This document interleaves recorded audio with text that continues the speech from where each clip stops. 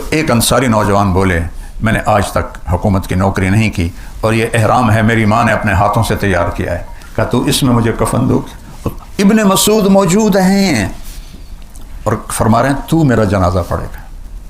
اللہ اکبر، کا انتقال ہو گیا۔ اچھا جب صبح ہوئی تو بیٹی کو بولا بیٹی آج مہمان آئیں گے ان کے لیے کھانا تیار کرو، بکرا ذبح کرو۔ تو وہ کہنے لگے اب بوڑھا باپ ہے جو کہہ رہا ہے چلو کر دو، صدقہ ہی صحیح۔ تو کھانا پکانے میں لگ گئی۔ تو جب وہ انہوں نے جنازہ پڑھا اور فارغ ہو کے جانے لگے تو ان کی بیٹی نے کہا عبداللہ بن مسعود سے یا عم حلم الی الغدا، کھانا کھا لیجیے۔ وہ کہنے لگے انا لکی ھذا، تمہیں کیسے پتا کہ ہم آ رہے ہیں؟ اور تم نے کھانا تیار کیا؟ کہ ابا نے کہا تھا کہ آج ضرور آئیں گے میرا جنازہ پڑھنے والے۔ کہنے والا جھوٹا نہیں تھا۔ تو عبداللہ بن مسعود اور سارے زار و قطار رونے لگے، اور ابن مسعود نے بڑی عجب بات کی کہ واہ ابو ذر تو نے مر کے بھی سخاوت نہ چھوڑی، تو نے مر کے بھی سخاوت نہ چھوڑی۔ بھائیو قرآن سے دل لگا لو اور اس کے محبوب کی زندگی سے دل لگا لو، کچھ ٹائم دو۔ ختم کرنے اللہ کی چاہت نہیں ہے، غور کرنا اللہ کی چاہت۔ تہجد کا وقت اس کے لیے سب سے اعلیٰ ہے۔ ایک صفحہ پڑھ لو، ایک سطر پڑھ لو کہ یا اللہ تو مجھ سے کیا کہہ رہا ہے۔ خاص طور پر آسان کرتا ہوں، یا ایھا الذین آمنوا صرف مجھ سے بات ہو رہی۔ قرآن میں 89 دفعہ ہے یا ایھا الذین آمنوا، بس پہلے وہ ختم کر لو کہ اللہ تو میرے کو کی منگے ہے۔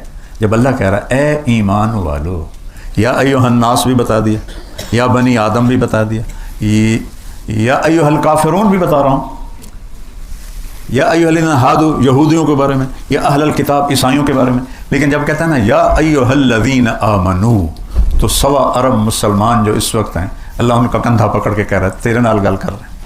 تم خود سوچو ایک بڑا آدمی آپ کو کہے آپ سے بات کرنے، تم ادھر منہ کر کے کھڑے ہو جاؤ، کوئی تمہاری عزت رہ جائے گی؟ اور اگر اس کا موڈ خراب ہو گیا تو تمہیں کتنا نقصان پہنچا سکتا۔ شہنشاہ اعظم یہاں سے ہاتھ میرا کندھا پکڑ کے کہتا ہے طارق جمیل تو ایمان والا ہے، میں تجھ سے بات کرنا چاہتا ہوں۔ ایمان والا ہے نا زینب، تو ایمان والی ہے نا، میں تجھ سے بات کرنا چاہتا ہوں۔ یہ تصویر ہے یا ایھا الذین آمنوا۔ تو بھائیو اللہ مجھے بھی توفیق دے، آپ کو بھی توفیق دے۔ قرآن سے دل لگاؤ، رمضان کے روزے اہتمام سے رکھو۔ روزہ صرف منہ بند کر کے نام نہیں، آنکھیں بھی روزہ رکھیں، زبان بھی روزہ رکھے، غیبت نہ ہو، جھوٹ نہ ہو، گالی نہ ہو، بہتان نہ ہو، کسی کو برا بھلا نہ کہے، کسی کو بے عزت نہ کرے، اپنے کانوں کو حرام سے بچائے، نہ غیبت سنے نہ کرے، اپنے ہاتھوں کو ظلم سے بچائے، اپنے پاؤں کو غلط جگہ جانے سے بچائے، تب جا کے روزہ بنتا ہے۔ تو پھر سحری اور افطاری میں دروازے کھلے ہوتے ہیں، مانگو کیا مانگتے ہو۔ میں جب 3 چلے لگا رہا تھا نا تو میں تو اچانک گیا آل آف سڈن، میرے رب کی قسم میں آج تک اللہ سے کہتا ہوں، آج تک یا اللہ مجھ سے قسم لے لے اگر یہ سب کچھ میں نے کیا ہو، یہ تو نے کیا ہے، نبھا دینا، تیری بڑی مہربانی۔ اب تو چند صبح چند شاموں پہ بات آ گئی ہے، گزر گئی۔ ہمارے جانگلی زبان کا محاورہ ہے داگڑ دیا، داگڑ دیا تبلے کی تھاپ کی آواز کو کہتے ہیں، داگڑ دیا ڈھیر گزر گئی تھوڑی ریا، 70 سال کے بعد کیا رہ جاتا ہے۔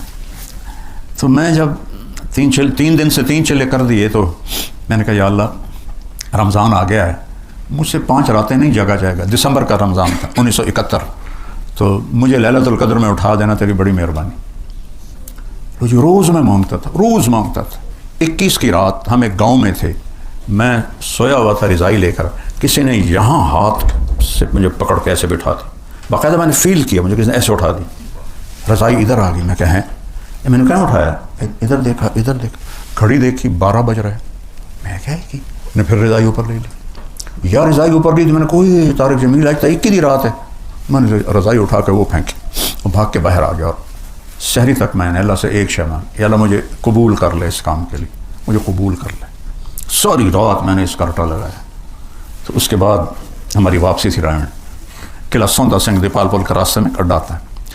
اب مجھے خیال شروع ہو گیا یہ تو نے کیا مانگا ہے کہ مجھے قبول کر لے، تو میڈیکل پڑھ رہا ہے، ادھر تو ڈاکٹر بننے کی طرف چل رہا ہے، ادھر تو کہہ رہا ہے یا اللہ مجھے قبول کر لے، یہ تمہیں تو جوڑ کے میں بیٹھے گا۔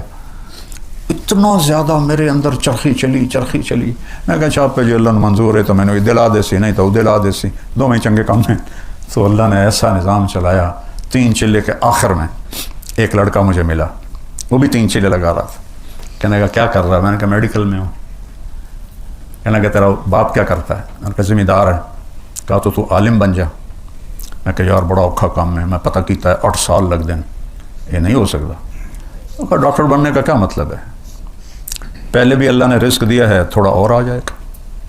تو مجھے اس نے ایسے تیر مارا کہ میرے جتنے بزرگ، عورتیں، مرد، دادیاں، چاچیاں، اماں، پھوپھیاں، چاچے، تائے، وہ ایک ہی بات کرتے، پتر تینوں ڈاکٹر بناؤنا، بڑے پیسے، بڑی عزت. یہ 2 لفظ میری یادداشت اچھی ہے، آج بھی میرے کانوں میں یہ 2 لفظ ہیں، پتر، بڑے پیسے، بڑی عزت. تو میں نے سوچا یہ تو بات تو ٹھیک کر رہا ہے، پہلے ہی اللہ نے رزق دیا ہے تو چلو 2-4 چھلڑ ہو رہا جاؤں گے. چونکہ خدمت والی بات تو کسی نے کبھی کی نہیں تھی کہ تو مریضوں کی خدمت کرے گا، دعائیں لے گا، واللہ نیور. اس کی ایک بات نے میرا سارا، اوپر تو فیصلہ اللہ کر چکا تھا، اللہ نے مجھے اس راستے میں لگا دیا. آج آپ کے سامنے بیٹھا ہوں. میں سوچ رہا ہوں اگر میں ڈاکٹر ہوتا مجھے میاں صاحب یوں بلاتا ہے، بھٹی صاحب بلاتے مجھے، ان سے ٹائم لینا پڑتا. اللہ کی رضا میں مر گئے تو موج. میرے 3 بیٹے تھے، ایک درمیان والا جوان بیٹا تھا، وہ اچانک فوت ہو گیا تو بہت صدمہ تھا. اور اللہ یہ صدمہ کسی کو نہ دکھائے. جو ساز سے نکلی ہے وہ دھن سب نے سنی ہے، جو تار پہ گزری ہے وہ کس دل کو پتا ہے. مرتے ہوئے اللہ راضی ہو، ہم نے منزل پا لی.